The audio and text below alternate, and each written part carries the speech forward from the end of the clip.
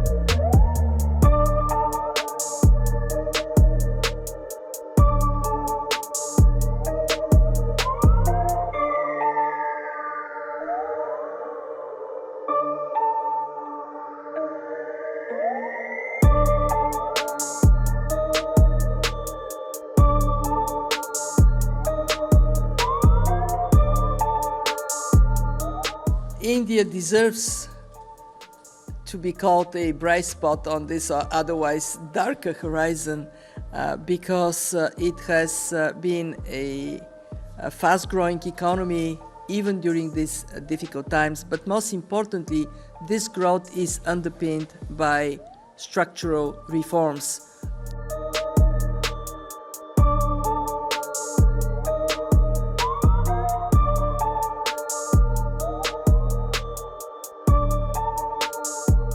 Some slowdown that the world will see because of the tighter monetary policies. India is still poised because we are relatively a more domestic-driven economy. At this point in time, we still have held our grounds as far as the activity indicators are concerned. And more importantly, when the global meltdown happens, generally the first implication of that comes to the financial markets. And as per the governor, again, I'm quoting the governor, not my own views, essentially you have enough defense mechanism at force, which is basically despite the spending of FX that we have seen in terms of supporting the currency, we still have decent FX reserves to be able to guard ourselves against any external volatility. India also would stand negatively impacted, but the impact on India is going to be much lesser in comparison with rest of the world. Yes, I expect India to be the third biggest economy going ahead. Also, I expect India to be a $10 trillion economy. Already unemployment is quite high. So I expect in the coming months inflation to increase as well as unemployment to increase.